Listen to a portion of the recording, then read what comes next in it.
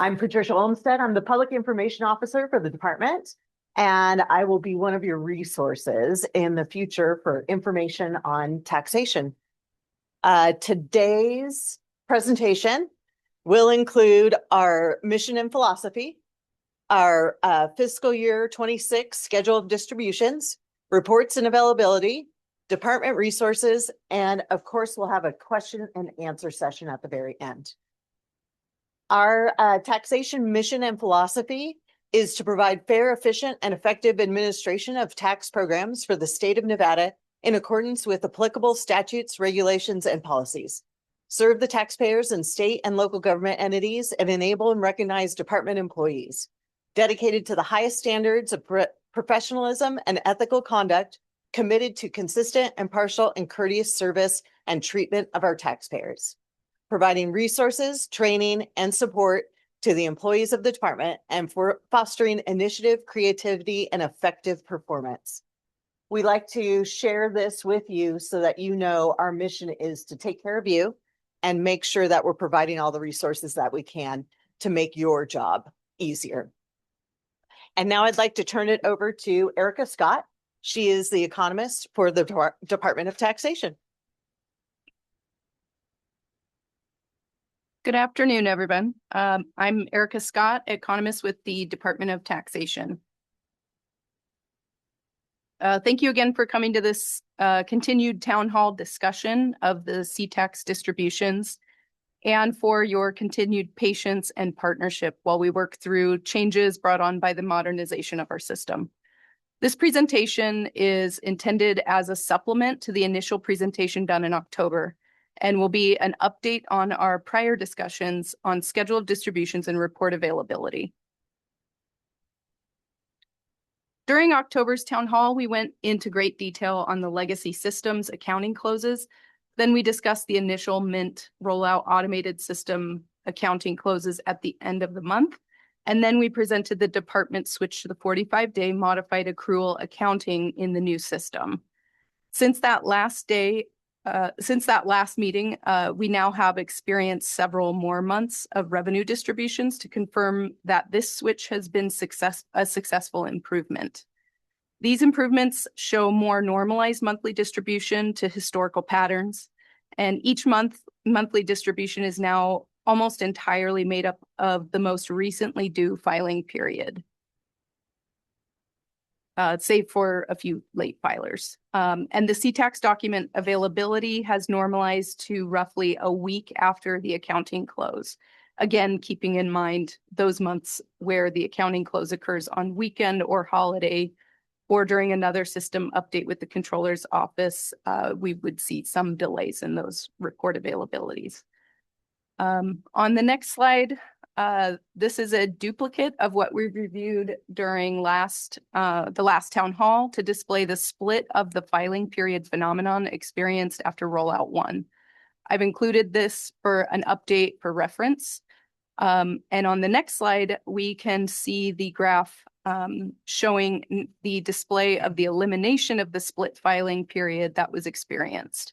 Now we can see that each month since the implementation of the 45-day accounting close is over 90% reflective of the most recently due filing period. On this slide, we can see the steadying of the monthly sales and use tax revenue in comparison to the prior year, including that prior November 2024 when we initiated the new Mint system with the automated end-of-month accounting close. With the switch back to the 45-day modified accrual accounting system, the monthly revenue totals are settling into a more normalized revenue stream comparative to prior years. For fiscal year 2026, we will not experience the volatility that occurred last November, nor the end of the fiscal year double payment that occurred in fiscal year 25. Rather, fiscal year 2026 will include 12 filing period revenue distributions. On this slide, we revisit the normalized monthly schedule of distributions with our November 2025 most recently distributed revenue period as the example. We have the November 2025 underlying business activity occurring from November 1st through November 30th, Then the filing due date from the taxpayer was on January 2nd due to the holiday. And the department closed accounting on January 15th with the accounting system jobs completed on January 16th. And CTX distribution payments were entered between January 16th through the 22nd business days. And remember that we had Nevada's observed Martin Luther King Jr. holiday on Monday, the 19th. So the timing of payments were received after that. While CTAX payments began settling, the department made available the corresponding CTAX documents January 23rd. Now we'll get into the reports and availability section of the presentation for current status and updates. This slide was just a confirmation or reminder of the remittance of CTAX payments. The descriptions will continue to be the most recently due filing period. The department has been able to produce and verify and publish CTAX documents typically a week after the accounting close.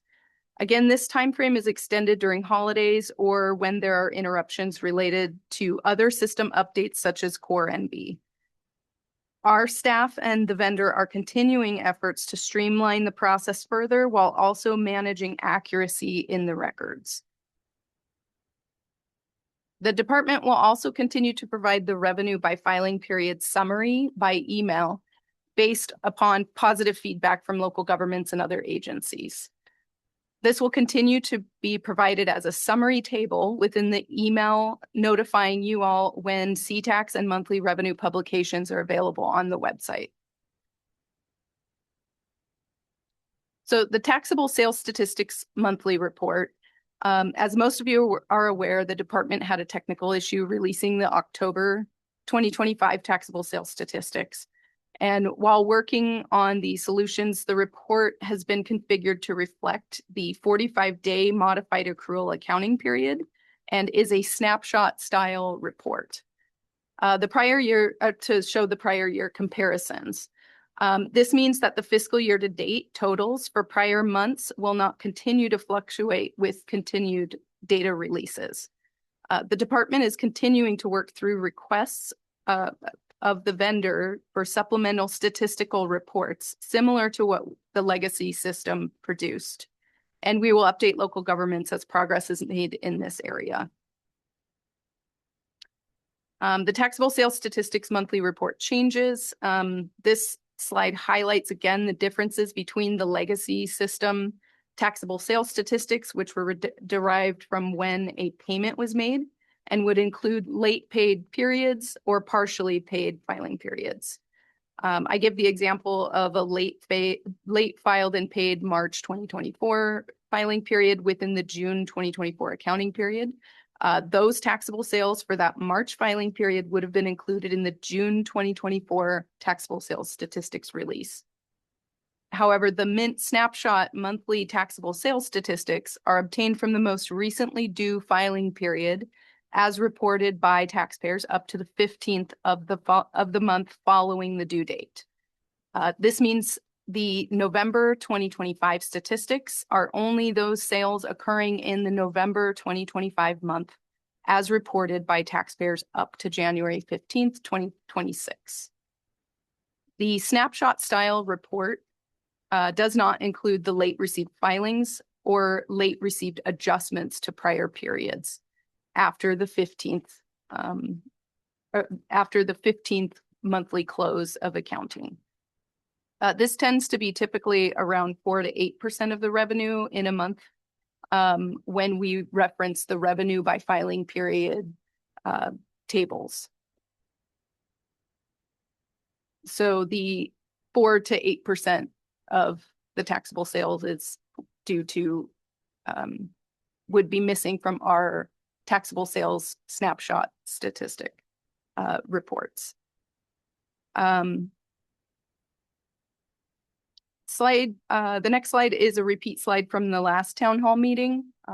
This goes over the 2022 NAICS changes from the legacy system and also provides the location of the April 2025 memo highlighting the differences between legacy and Mint reports.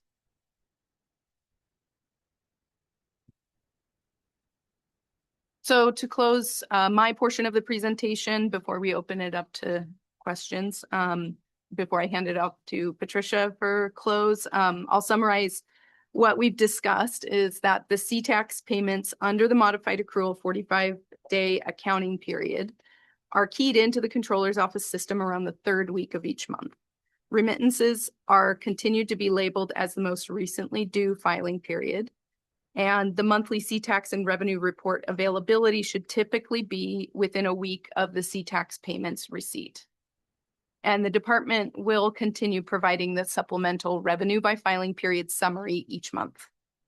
And with that, I will turn the presentation back over to Patricia. Thank you. Thank you, Erica.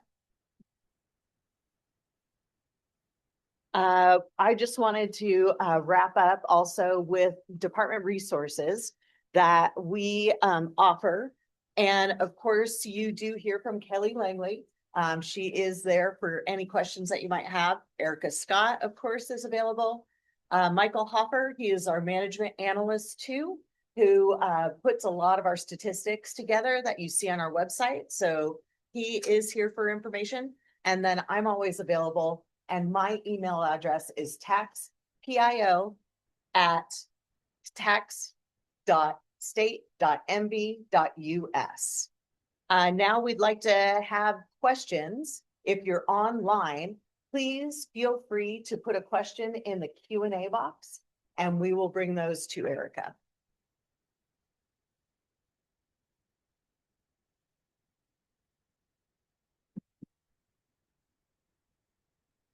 Our first question online, why wouldn't taxation match the taxable sales numbers with the revenue dispersed so that they're comparable?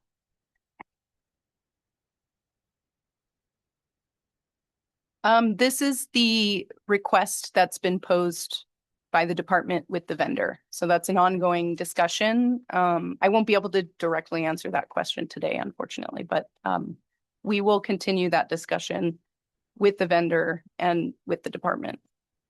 And of course, update local governments when we have distinct solutions on that subject. In the meantime, we do have the report for the snapshot taxable sales statistics based on the filing period.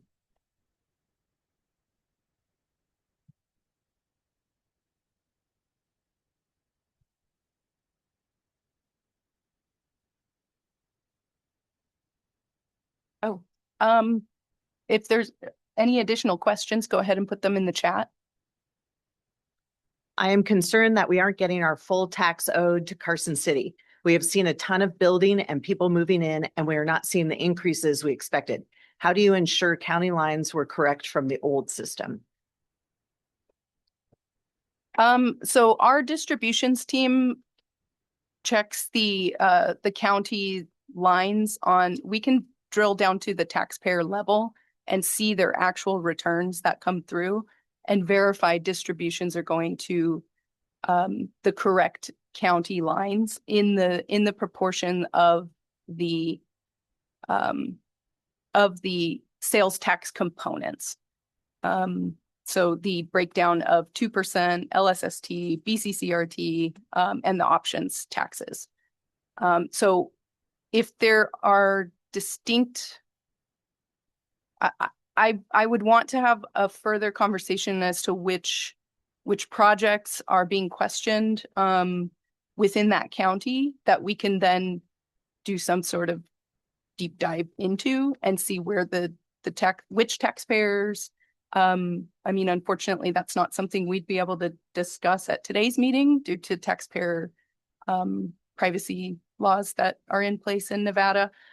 However, discussions with the agency directly, I'm absolutely open to receiving an email with which jobs and discussions that are in question right now. So I'd be happy to dig into that further. So please send an email. Again, you can send that email with those details to taxpio@tax.state.mb.us. We have another question online. Will there be a second June payment this fiscal year? This is Erica Scott for the record. No, we will have one June payment identifying the June filing period. So the 45-day modified accrual accounting configuration will capture, we will be closing August 15th for the accounting period of June 2026.